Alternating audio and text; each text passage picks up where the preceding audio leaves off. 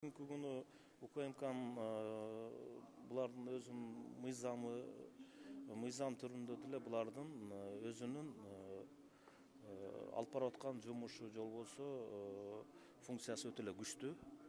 Бунун негизсиз деп айтат элем да, эми кереги деле жок го депчи. Бул прокуратурага өтүп калган бул тергөө иши кайра кайтып алыш үчүн бул кыйын нерсе. Себеби бул жерде жалпысынан анда мыйзамды артка чакырып же болбосо кайрадан өзгөртүп өткөзүш керек да. Буну билесиздер да, бул мыйзамды кабыл алып атканда биз жалпысынан 6-чы чакырылышта аягында бардыгын өткөзүп, бүгүнкү күнү мыйзам катары жазылып калганда, буну эми артка кайтарыш үчүн кайра артка кетишибиз керек да. Анын үчүн референдум өткөзүш керек болуп калат. Эми көп да иши. Ачыгын айтсам, мен башкы прокуратурага коомчулуктан өтө чоң наразычылыктарды көрө элекмин да. Негизи прокуратуранын өзүнүн жаратылышы ушундай, тергөөнү жакшы өздөштүргөн орган деп эсептейм.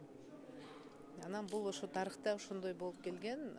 Эң татаал иштер же болбосо МВДга, ГКМБга, башка органдарга ишенбегенде адамдар өзүңөр тергегиле деп берчү эле да, башкы прокуратурага. Азыр деле мен ойлойм, ошондой эле калтырыш керек деп, себеби МВД ички иштер министрлиги бул биринчиден коопсуздук, коомдук коопсуздук боюнча да алардын эң жогорку миссиясы.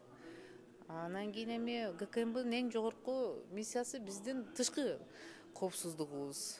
Анан ички баягындай экстремизм, ошогон нерселерге катуураак иштеш керек.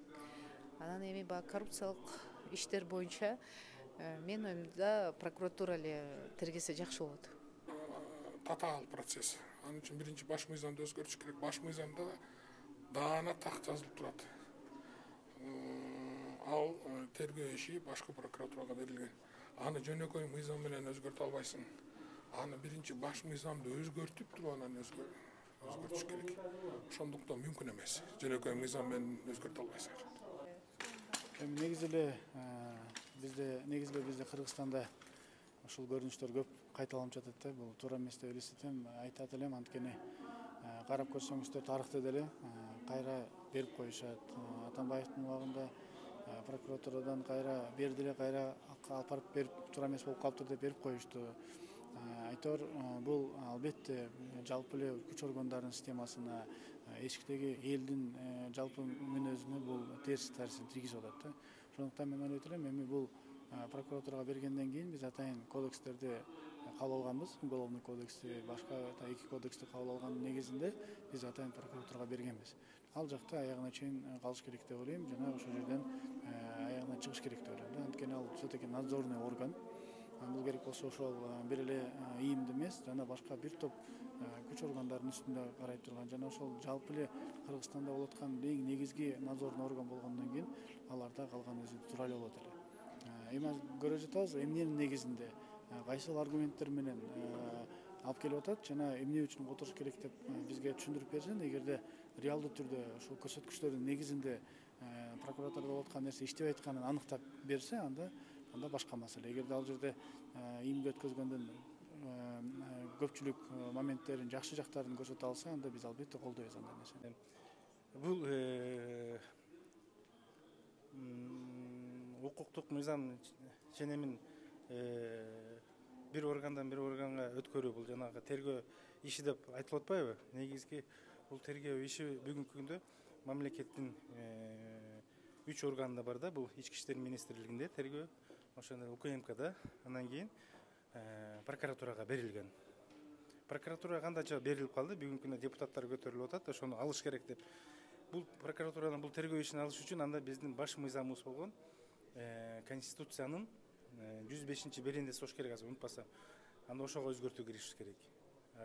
Конституцияны өзгөртүш үчүн анда референдум кылыш керек, же болбосо ошо конституцияны өзгөртүүгө президенттин полномочиясы бар, же жогорку кеңештин өзүнүн полномочиясы бар.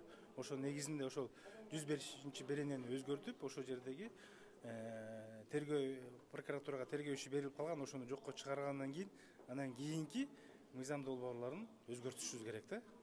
Ошондо гана полномочиясын, тергөө полномочиясын башкы прокурордон биз алабыз.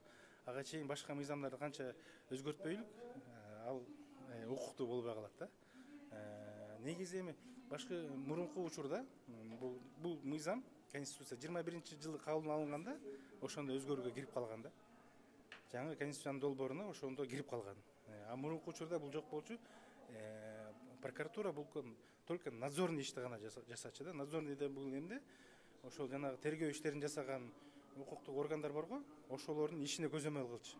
Ошол мыйзамдуу ишти козгоду, ошол мыйзамдуу иш алып барылып атабы дегенде прокуратура ишти көзөмөлдөп турчу да.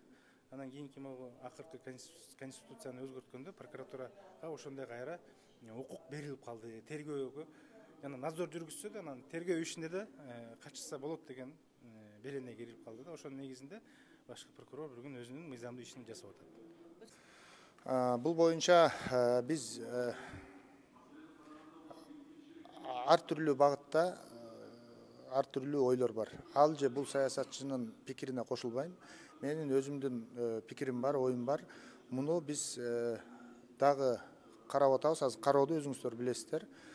Биз бул мыйзамды өзүбүздүн баамыбыз менен добуш беребиз. Кабыл алабыз же кабыл албайбыз деп. Мен муну азыр карап аткан учурубуз. Буга мен азыр толук кандуу жооп бере албайм.